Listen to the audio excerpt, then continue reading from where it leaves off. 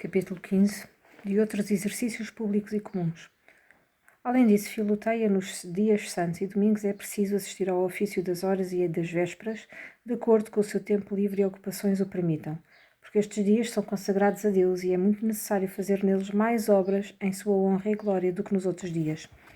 Experimentará-se extremos de doçura de devoção por este meio, como fazia Santo Agostinho, que testemunha nas suas confissões que, ouvindo os divinos ofícios no princípio da sua conversão, o seu coração se derramava em suavidade e os seus olhos em lágrimas de piedade. E depois, fica dito de uma vez por todas, há sempre maior proveito e consolação nos ofícios públicos da Igreja do que nas ações particulares, por ter Deus assim ordenado que a assistência em comum seja preferida a toda a sorte de particularidade.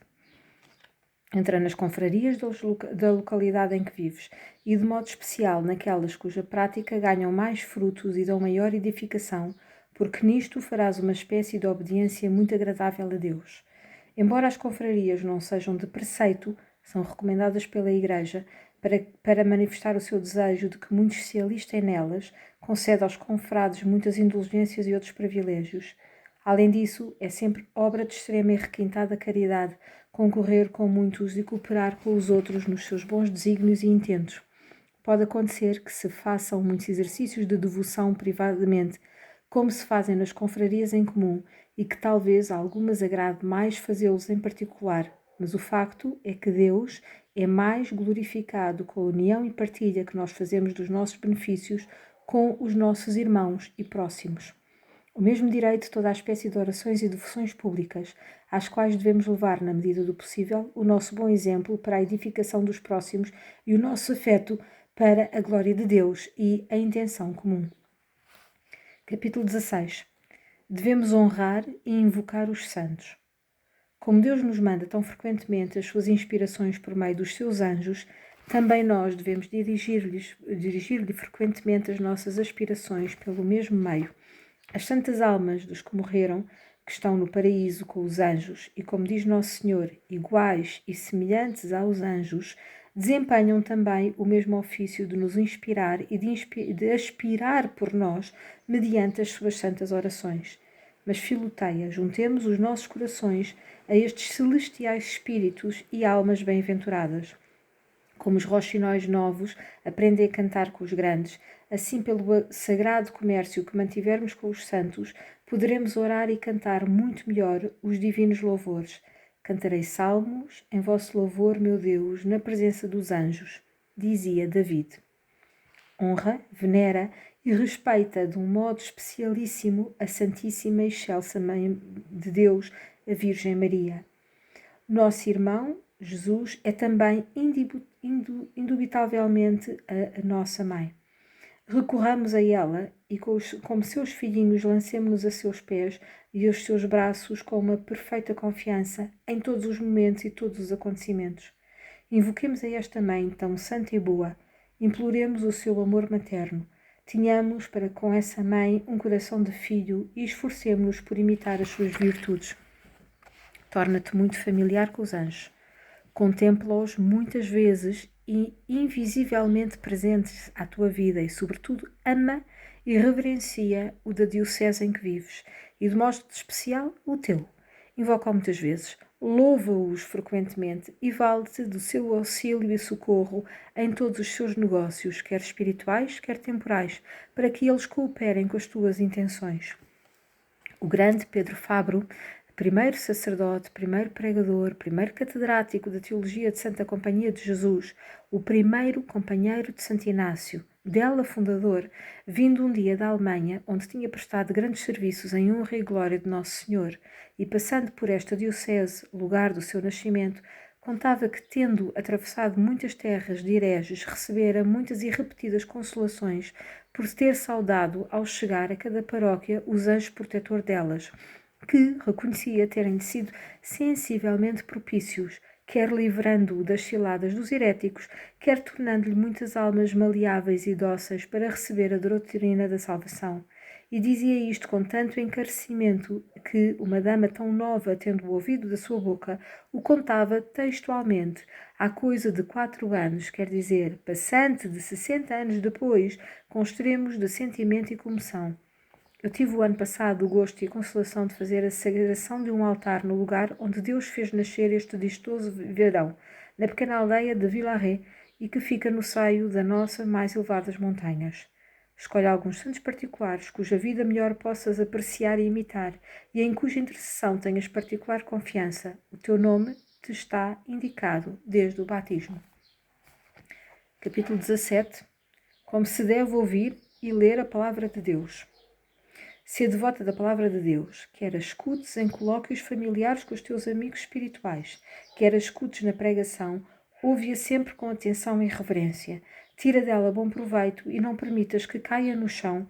Pelo contrário, recebe-a com um precioso bálsamo em teu coração, à imitação da Santíssima Virgem, que conservava cuidadosamente dentro de todas as palavras e dos outros diziam em louvor do seu Filho.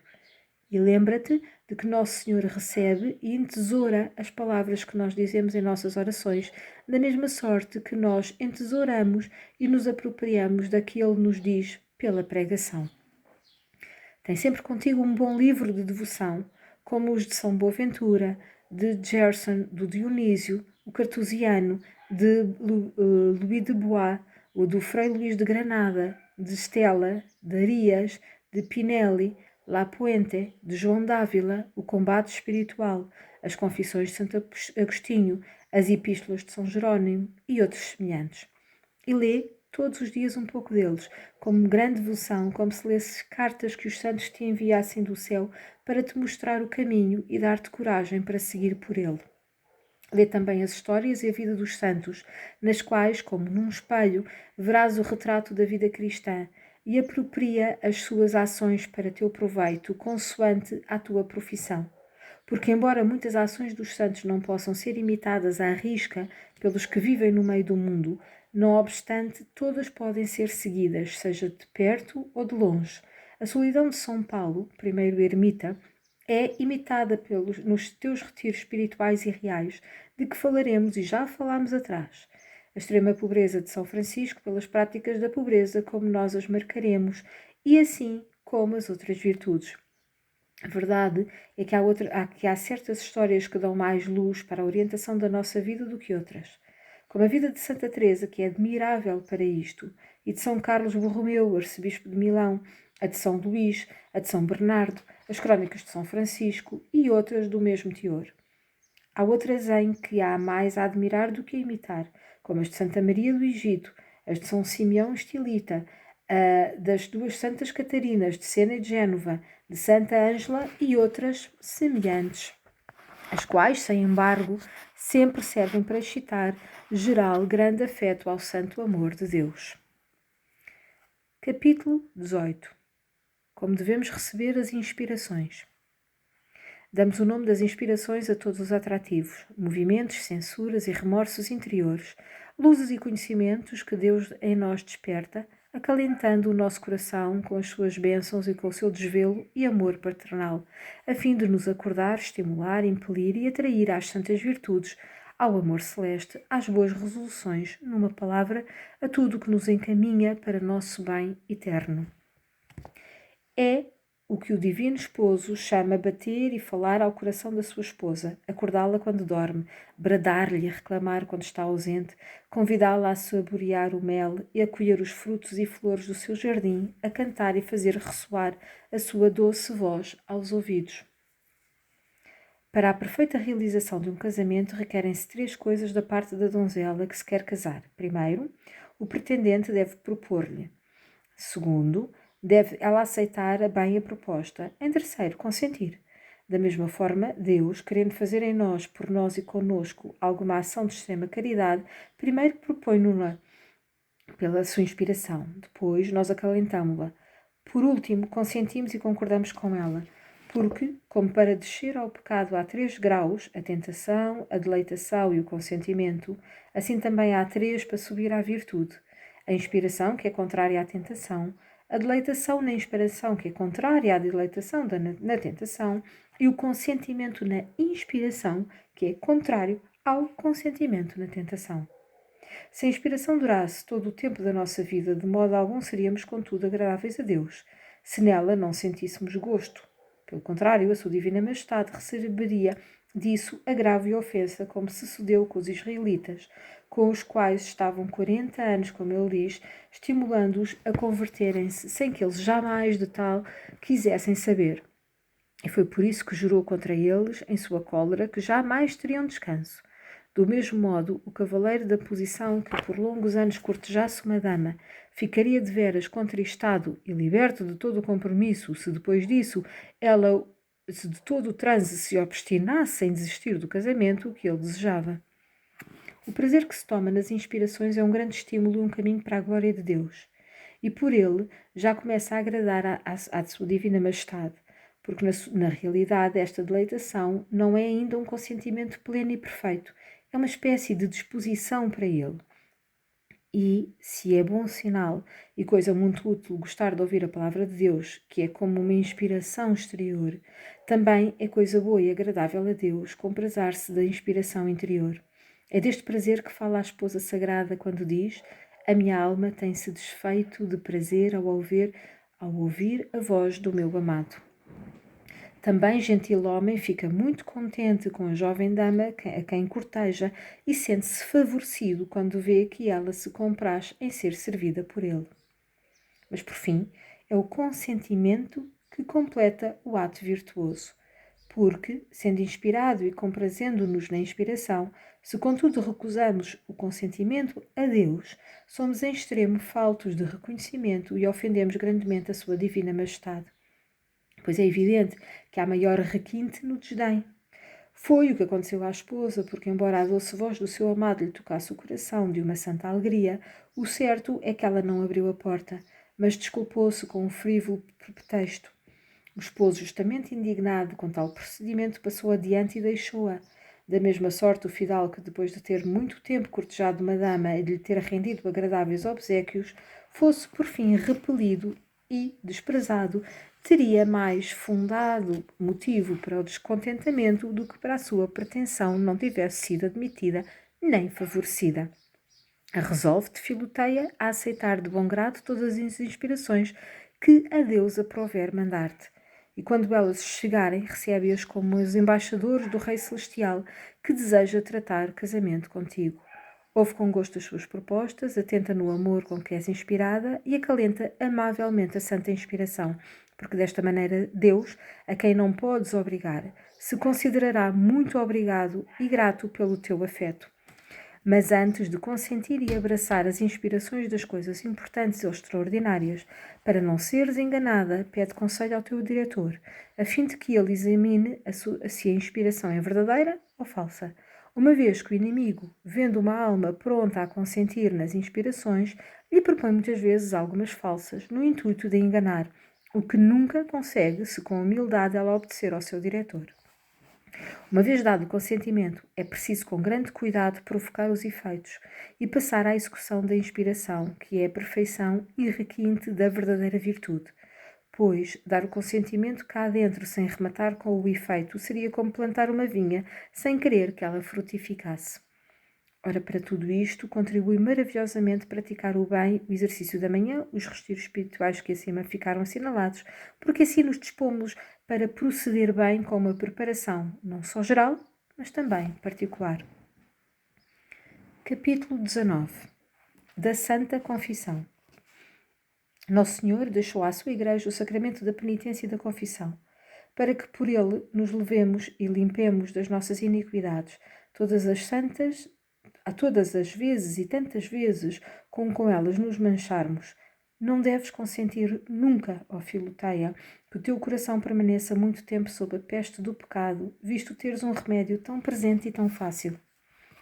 A leoa, que esteve com o leopardo, vai muito depressa lavar-se para tirar o mau cheiro que esta proximidade lhe comunicou, para que o leão, ao chegar, não fique melindrado e se irrite. A alma que consentiu no pecado deve ter terror, horror, aliás, de si mesma, e limpar-se o mais breve que possa, pelo respeito que deve ter aos olhos da divina majestade que a contempla. Mas para que havemos de morrer da morte espiritual tendo remédio tão eficaz e soberano. Confessa-te, pois, humilde e devotamente a cada 8 dias, e sempre que comungues, se puder ser, embora não sintas a consciência nenhuma remorso ou pecado mortal, porque pela confissão não só receberás a absolvição dos pecados veniais para confessares, mas também uma grande força para o futuro os evitares, uma grande luz para os discernir bem, uma graça abundante para reparar todas as perdas que eles te tinham ocasionado. Praticarás a virtude da humildade, da obediência, da simplicidade e da caridade, e só neste ato de confissão praticarás mais virtude do que qualquer outro. Procura ter sempre uma verdadeira pena e dor dos pecados de confessares, por pequenos que sejam, com firme resolução de que no futuro te corrigires deles. Muitos, confessando-se dos pecados veniais por hábito e como para se porem em regra, sem de modo algum pensarem em se corrigir, ficam toda a vida carregados deles e assim perdem muitos bens e proveitos espirituais. Se te confessares de ter mentido, embora sem prejudicar ninguém, ou de ter dito alguma palavra desregada, ou de ter consagrado muito tempo às diversões, arrepende-te disso e faz um firme propósito de te emendares, porque é um abuso confessar qualquer pecado mortal ou venial sem querer depurar-se dele, pois a confissão só para isto foi instituída. Não faças apenas as acusações supérfluas que muitos fazem rotineiramente. Não amei a Deus tanto como devia, não rezei com tanta devoção como devia, não estimei o próximo como devia, não recebi os sacramentos com a reverência que devia, ou outros deste teor. A razão é que, dizendo isto, nada dirás de particular que possa revelar ao confessor o estado da tua consciência, e a tal ponto que todos os santos do paraíso e todos os homens do mundo poderiam dizer o mesmo, se porventura se confessem. Embora que motivo particular tens para fazer semelhantes acusações? E assim que o descobrires, acusa-te da falta que tenhas cometido com simplicidade e candura.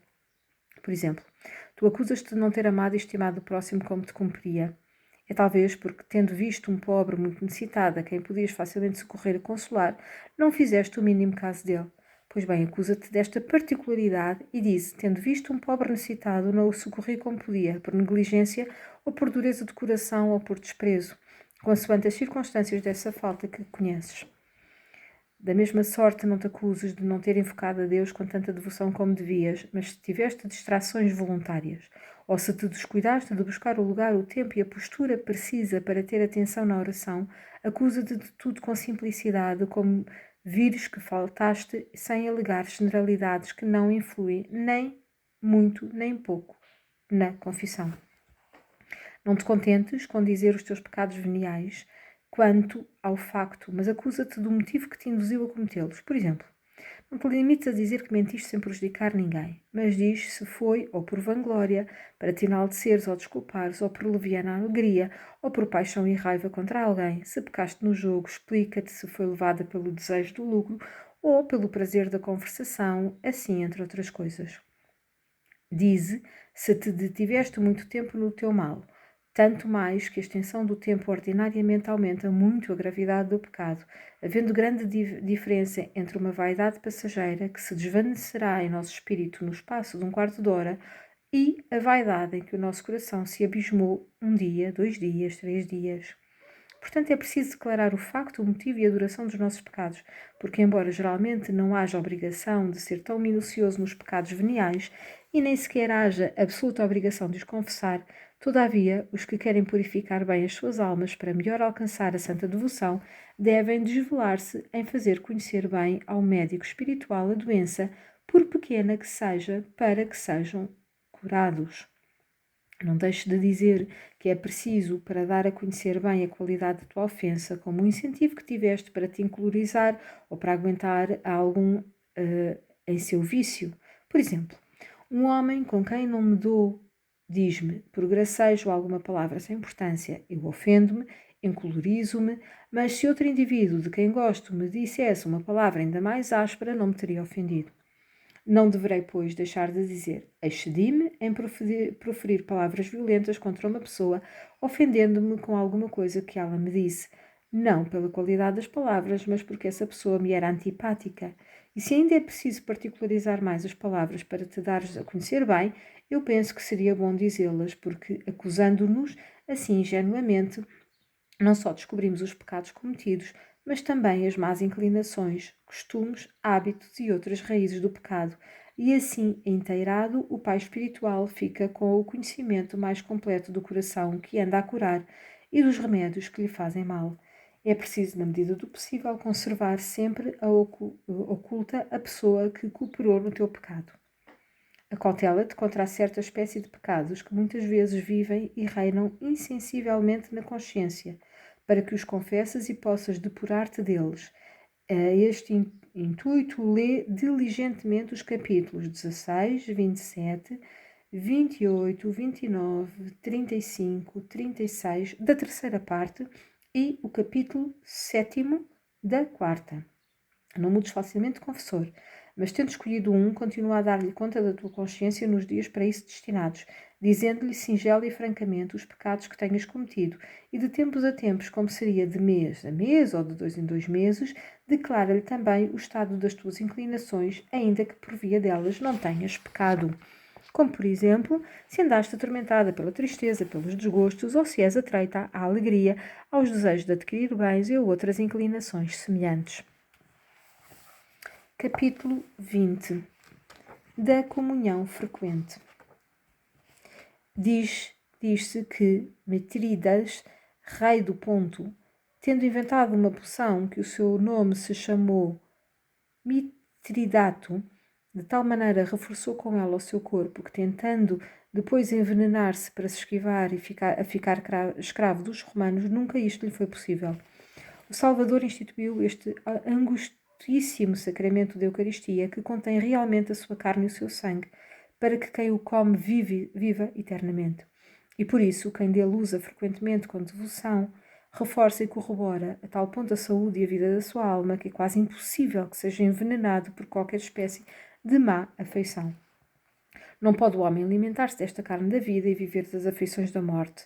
E como os homens, vivendo no paraíso terreno, não podiam morrer corporalmente graças ao fruto vital que Deus lá pusera, assim também não podem morrer espiritualmente recebendo este sacramento de vida. E se as frutas mais tenras e sujeitas à corrupção são como as cerejas, os damascos, os morangos, que se conservam facilmente todo o ano, sendo temperados e postos em conserva em açúcar ou mel, não é para admirar que os nossos corações, embora frágeis e débeis, sejam preservados da corrupção do pecado quando são açucarados e temperados com a carne e o sangue incorruptíveis do Filho de Deus.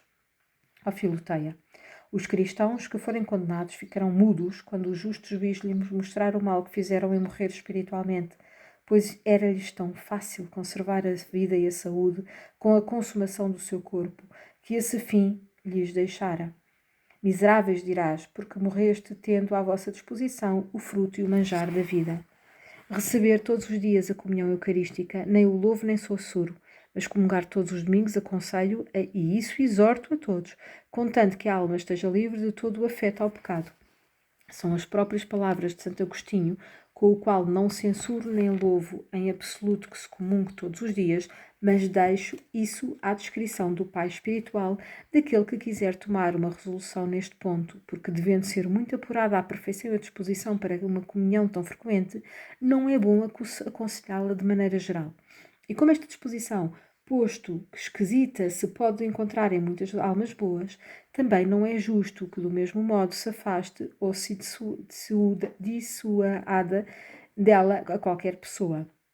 Mas deve tratar-se a resolver-se o caso, levando em linha de conta o estado interior de cada pessoa em particular. Seria imprudência aconselhar indistintivamente a todos o uso frequente, mas também seria imprudência censurar alguém por isso, e sobretudo quando seguisse o parecer de algum diretor criterioso e ponderado. Foi engraçada a resposta de Santa Catarina de Siena aos que, desaprovando que se comungasse com tanta frequência, alegaram o dito Santo Agostinho, que nem louva nem censura o comungar todos os dias. Pois bem, disse ela, se Santo Agostinho não o censura, peço-vos que não censureis vós, e dou-me por satisfeita. Mas Filoteia, como vês, Santo Agostinho aconselha, exorta encarecidamente que se comungue todos os domingos. Faz isto o quanto for possível. E visto que, como de antemão suponho, não tens nenhuma sombra de afeto ao pecado mortal, nem sequer ao pecado venial, estás na verdadeira disposição de Santo Agostinho, exige e mais excelente, porque não só não tens afeto ao desejo de pecar, mas nem sequer inclinação para o pecado. E por isso, se ao teu pai espiritual parecer bem, podes com proveito comungar mais frequentemente do que todos os domingos. Podem, contudo, sobrevir alguns obstáculos legítimos que, sem depender de ti, mas daquelas com quem vives, seja justa a causa de que o prudente diretor te mande que não comungues com tanta frequência. Por exemplo, se estás dependente de outrem, ou se aqueles a quem deves obediência são pouco instruídos ou caprichosos no seu modo de pensar e se inquietam e aborrecem por verem que comungas com tanta frequência, consideradas todas as circunstâncias, talvez seja bom, de algum modo, condescender com essa fraqueza e não comungar senão de 15 em 15 dias. Entendas que isto deve ser no caso de não poder vencer a dificuldade. É este um ponto que não se pode decidir bem em geral. E é necessário fazer o que disser o Pai espiritual. O que eu, porém, te posso assegurar é que quem deseja servir a Deus devotamente não pode pôr entre as comunhões maior intervalo que um mês. Se és de vera prudente, nem pai, nem mãe, nem marido, nem mulher poderão estovar-te de comungar muitas vezes, porque suposto que no dia da comunhão não faltarás aos cuidados próprios do teu estado e que tratarás de todos com mais doçura e afabilidade e que não negarás a nada do que lhes deves. Não é crível que queiram desviar-te deste exercício, em nenhum incómodo lhe trarás. A não ser que tenham um gênio de extremo melindroso e extravagante. Neste caso, como já disse, pode ser que o teu diretor queira que uses da condescendência. Forçoso é que diga uma palavra aos casados. Deus, na antiga lei, não permitia os credores exigissem a paga do que lhes deviam nos dias festivos, mas nunca proibiu que os devedores pagassem o que exigiam deles. É impróprio, embora não pecado grave, ter relações conjugais no dia da comunhão, mas não é inconveniente, pelo contrário, é meritório concedê-lo ao cônjuge. Assim, por essa prática, ninguém deve privar-se da comunhão quando, por outro lado, a sua devoção o move a desejá-la. É bem certo que na primitiva igreja os cristãos comungavam todos os dias, embora fossem casados e abençoados na geração de filhos. E é por isso que eu disse que a comunhão frequente não dá incómodo nem aos pais, nem às mulheres, nem aos maridos, contanto que a alma se comunga seja prudente e discreta. Quanto às doenças corporais, nenhuma há que seja impedimento legítimo desta santa participação, exceção feita da que frequentemente provocasse o vômito.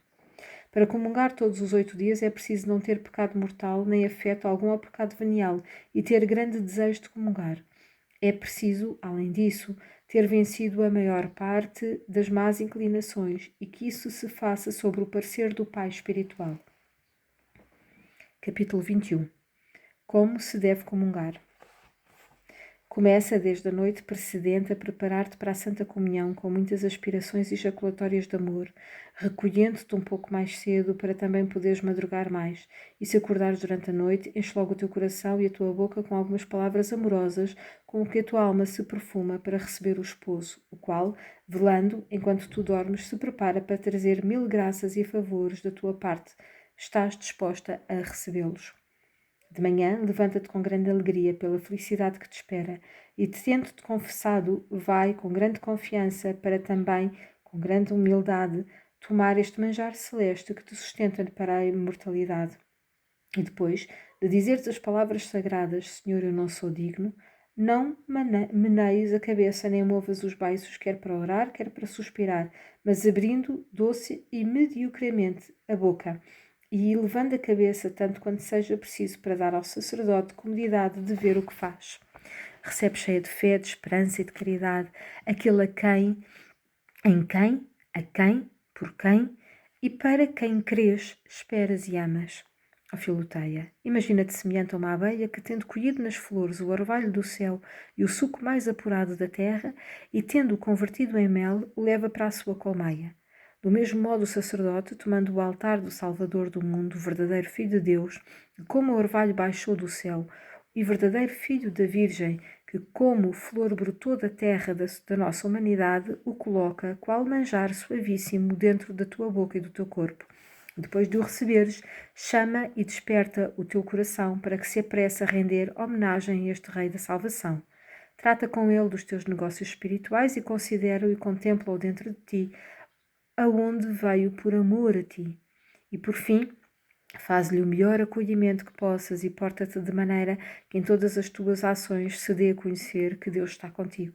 Mas quando não possas ter esta aventura de comungar realmente na Santa Missa, comunga pelo menos interior e espiritualmente, unindo-te com um ardente desejo a esta carne vivificante do Salvador. O teu principal desígnio na comunhão deve ser o de adiantares no amor de Deus e nele corroborares e consolares, pois é justo que recebas por amor o que só por amor te foi dado. Nem o Salvador pode ser considerado uma ação mais amorosa e mais terna que esta, em que, por assim dizer, se aniquila e se reduz a comida a fim de penetrar em nossas almas e de se unir intimamente ao coração e ao corpo dos fiéis. Se os mundanos te perguntarem por que comungas tão frequentemente, diz-lhe que é para aprenderes a amar a Deus, para purificares as tuas imperfeições, para te livrares das tuas misérias, para te consolares nas tuas aflições, para te apoiares nas tuas fraquezas. Diz-lhe que as duas são as classes de pessoas que devem comungar frequentemente: os perfeitos, porque estão bem dispostos, fariam grande mal em não se aproximar do manancial e fonte da perfeição, e os imperfeitos, para ter justo direito a aspirar a ela, os fortes para que não se tornem fracos, os fracos para que se tornem fortes, os doentes para se curarem, os sãos para não caírem doentes. E para ti, como imperfeita, fraca e doente, é de necessidade comungar frequentemente para buscar a perfeição, a força e o médico divino. Diz-lhe que os que une não têm muitos negócios mundanos devem comungar muitas vezes, porque têm para isto vagar e comodidade, e os que têm muitos negócios mundanos, porque disso têm necessidade. Pois aquele que trabalha muito e está sobrecarregado de canseiras e mágoas deve comer manjares substanciais e a cada passo, e diz-lhes que recebes este sacramento para aprender a fazê-lo bem, porque ninguém faz bem uma ação que não exercita com frequência. Comunga frequentemente, Filoteia, e o mais frequentemente que possas, consoante o conselho do teu pai espiritual. As lebres das nossas montanhas no inverno tornam-se brancas, porque não se vêem nem comem senão neve, e tu, também, à força de adorar e comer este divino sacramento, a beleza, a bondade e a própria pureza, tornarás toda bela, toda boa, toda pura.